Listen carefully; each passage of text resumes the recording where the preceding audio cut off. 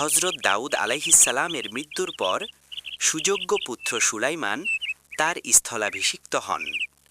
শেষ নবী মুহাম্মদ সাল্লাল্লাহু আলাইহি ওয়াসাল্লামের আবির্ভাবের ন্যূনাধিক ১৫০০ বছর পূর্বে তিনি নবী হন। সুলাইমান ছিলেন পিতার ১৯ জন পুত্রের অন্যতম। আল্লাহ পাক তাকে জ্ঞানে, প্রজ্ঞায় ও নবুয়তের সম্পদে সমৃদ্ধ করেন।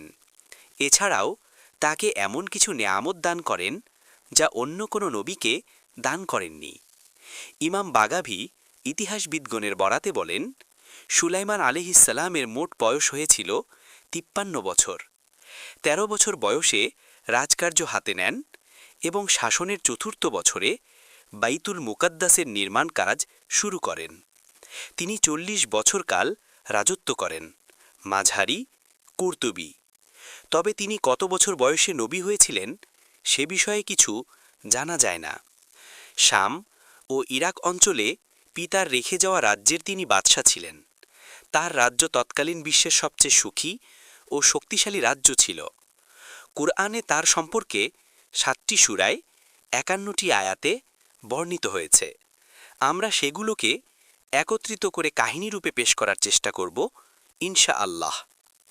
বাল্যকালে সুলাইমান। ১.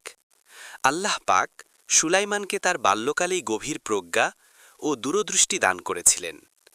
ছাগরপালের মালিক ও শস্যক্ষেতের মালিকের মধ্যে পিতা হজরত দাউদ আলাইহিসসালাম যেভাবে বিরোধ মীমাংসা করেছিলেন, বালক সুলাইমান তার চাইতে উত্তম ফায়সালা পেশ করেছিলেন। ফলে হজরত দাউদ আলাইহিসসালাম নিজের পূর্বের রায় বাতিল করে পুত্রের দেওয়া প্রস্তাব গ্রহণ করেন ও সে মোতাবেক রায় দান করেন।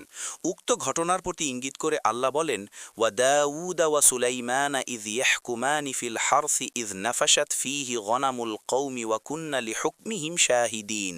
ফাফাহামনাহা সুলাইমান ওয়া কুল্লান আতাইনা হুকমা ওয়া ইলমা। অর্থ, আর স্মরণ করো দাউদ ও সুলাইমানকে যখন তারা একটি শস্যক্ষেত সম্পর্কে বিচার করছিল, যাতে রাত্রিকালে কারো মেষপাল ঢুকে পড়েছিল, আর তাদের বিচার কার্য আমার সম্মুখেই হচ্ছিল। অতপর আমি সুলাইমানকে মোকদ্দমাটির ফয়সালা বুঝিয়ে দিলাম এবং আমি উভয়কে প্রজ্ঞা ও জ্ঞান দান করেছিলাম। সূরাতুল আম্বিয়া আয়াত নম্বর ৭৮ থেকে ৭৯। ছোটবেলা থেকেই জ্ঞান ও প্রজ্ঞায় ভূষিত সুলাইমানকে পরবর্তীতে যথার্থভাবেই পিতার সিংহাসনের উত্তরাধিকারী করা হয়। যেমন আল্লাহ বলেন, ওয়া ওয়ারিসা সুলাইমান উ দাউদা। সুলাইমান দাউদের উত্তরাধিকারী হয়েছিলেন। সূরাতুন নমল আয়াত নম্বর ৩৭ থেকে ১৬। অন্যত্র আল্লাহ বলেন, ওয়া ওয়াহাবনা লিদাউদা সুলাইমানা নি'মাল আবদু ইন্নাহু আওয়াব। সূরা সব আয়াত নম্বর ৩০। অর্থ, আমি দাউদের জন্য সুলাইমানকে দান করেছিলাম, কতই না সুন্দর বান্দা সে, এবং সে ছিল আমার প্রতি সদা প্রত্যাবর্তনশীল। সোয়াদ ৩৮-৩০। ২. আরেকটি ঘটনা হাদিসে বর্ণিত হয়েছে, যার নিম্নরূপ: ২ জন মহিলার ২টি বাচ্চা ছিল। একদিন নেকড়ে বাঘ এসে একটি বাচ্চাকে নিয়ে যায়।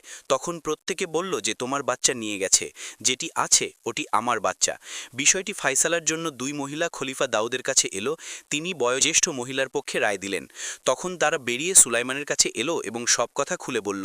সুলাইমান তখন একটি ছুরি আনতে বললেন এবং বাচ্চাটাকে ২ টুকরো করে ২ মহিলাকে দিতে চাইলেন।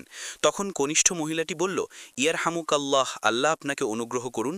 বাচ্চাটি ওই মহিলার। তখন সুলাইমান কনিষ্ঠ মহিলার পক্ষে রায় দিলেন। মুত্তাফাকুন আলাইহ, মিশকাত হাদিস নাম্বার ৫৭১৯।